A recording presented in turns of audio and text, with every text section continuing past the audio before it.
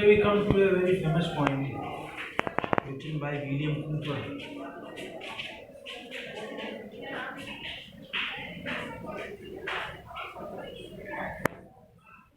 You see, it is a devotional poem. And rather, it is appropriate to call the poem a hymn.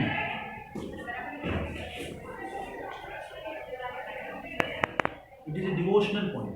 It is a hymn. It is one of the important hymns, devotional poems written by Cooper.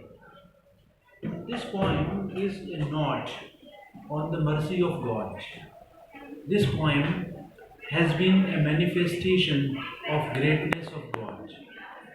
This poem is about the actions and deeds of God. This poem is about the mystery of the creation of God.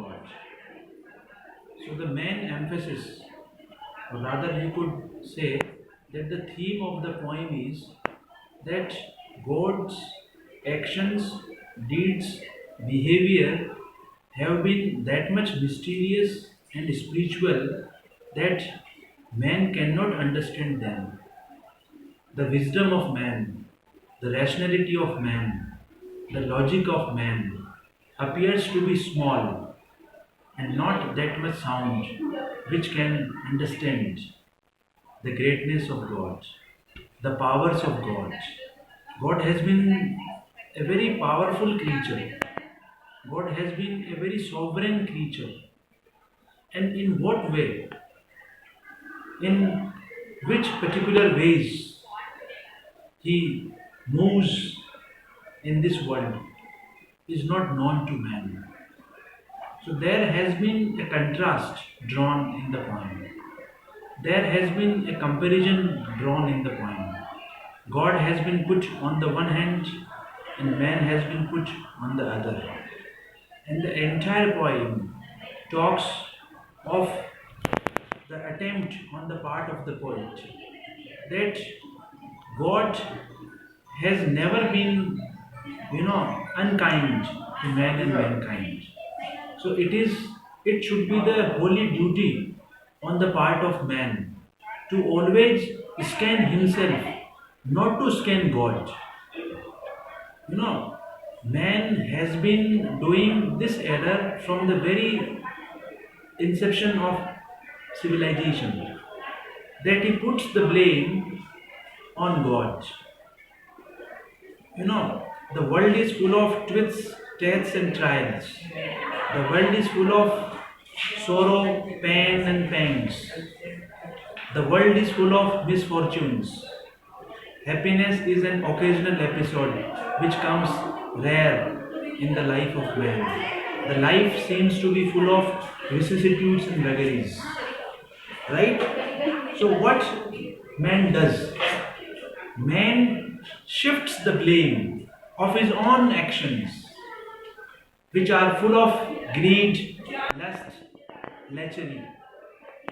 He puts the blame, he shifts the blame from his own shoulder to the entity of God. And he starts saying that God is responsible for the misery of mankind. So the poem rejects this approach. And the poem, in a way, is in tune with the famous two lines written by John Milton.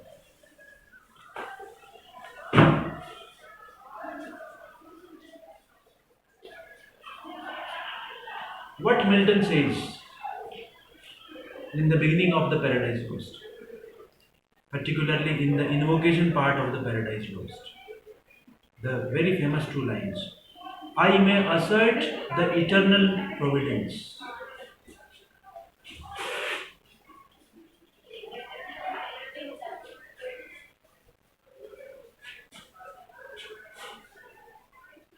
What is this eternal providence? The ultimate provision, the eternal justice, which is beyond time, space, and circumstance. And what is that eternal justice? I may assert the eternal providence and justify the wage of God to man. What God does for man and mankind is just and appropriate. God is never responsible for the misery of man. Is God responsible for the misery of Adam? Is God responsible for the misery of Eve? Is God responsible for the fall of man and mankind? The entire story of the Paradise Lost talks of the story of the fall of man from Eden, from the paradise. Who is responsible for the misery of Macbeth? For the misery of Lady Macbeth? For the misery of Satan? Why Satan is in hell? Why Duncan dies or Duncan is murdered? Why Helmet dies? We may take numerous examples from the world class texts of literature, and we may come to this last resort which has been talked about by the poets, the philosophers, the thinkers, that God has been just. God has been very much appropriate in his actions, in his justice, in his provisions. It is man, it is his own actions, it is his own deeds responsible for his own misery. And why is this misery present in the world? This is because man is subject to some of the desires which are undue, which are inappropriate, which are full of lust, greed. There is some terrible aspect of all that. Sometimes man becomes prey to his own narrow, selfish attitudes. And whenever he is in grip of those old temptations, this temptation could be the temptation of wealth, this temptation could be the temptation of power, temptation of everything. In the concept of temptation has been given in Dr. Faustus, a very famous play written by Marlowe. You should keep in your mind the tragedy of Dr. Faustus.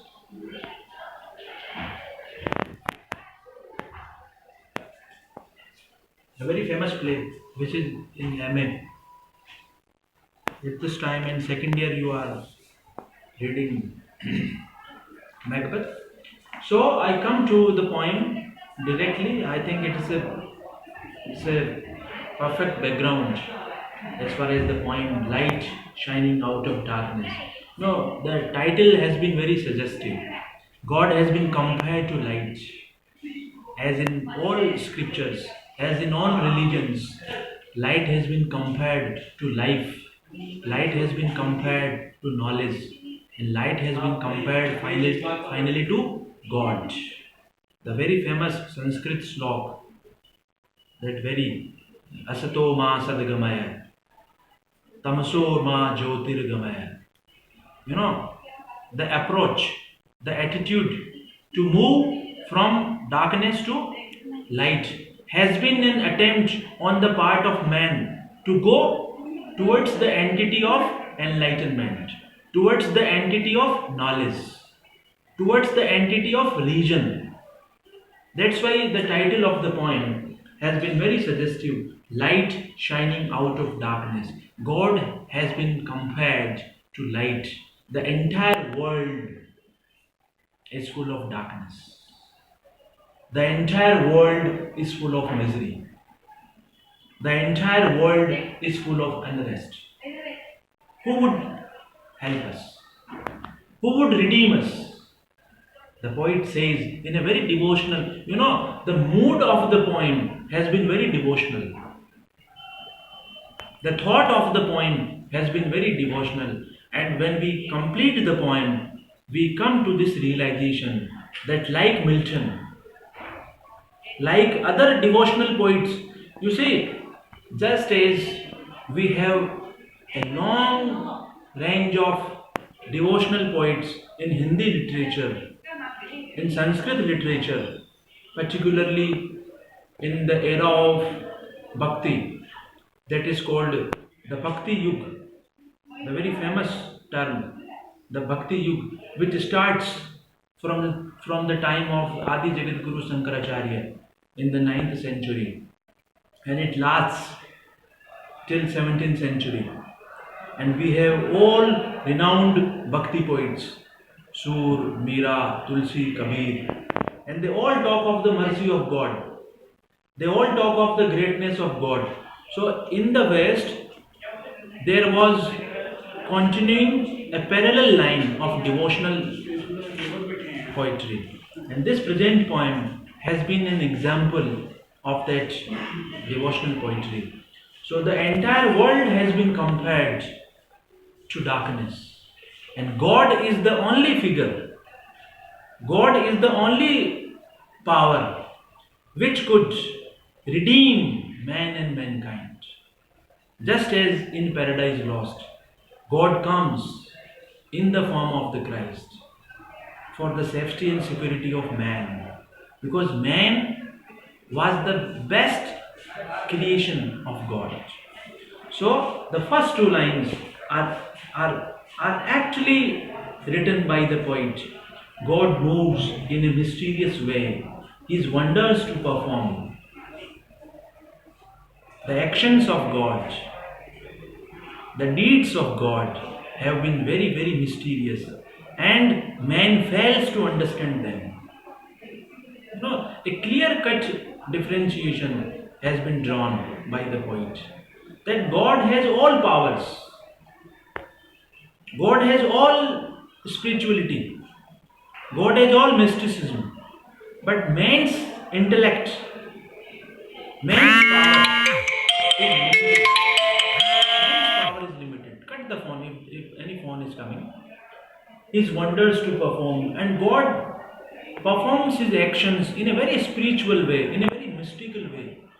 Here the point is, which has been emphasized, it is the mysticism of God.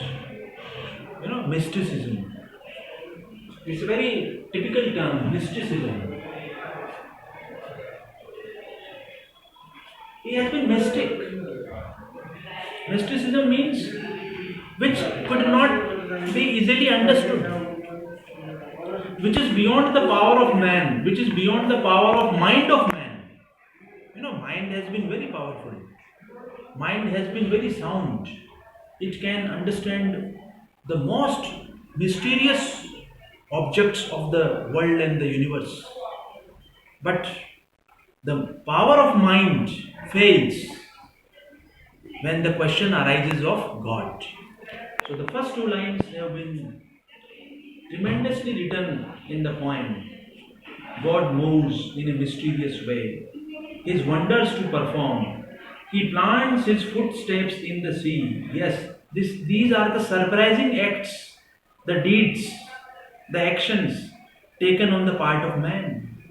God even can live in the sea. God can stand in the sea. Kar binu karai karma vidunana, anana rait sakal ras bhogi, binu vani bhakta bad jogi. Tulsidas says somewhere in Ramcharitmanas. God is what? It is inexplicable to man. Anana rait. He can see without eyes. He can walk without legs. He can perform acts without hands. Anana rait sakal ras bhogi. He can speak without tongue. Binuvani bhakta bad jogi. You see, this is a poem of 18th century British literature, and some years back in Indian continent, Tulsidas was writing the same poems on the same devotional line. And it is a matter of research and investigation. It is a matter of research that why do we find some similarity between Eastern poetry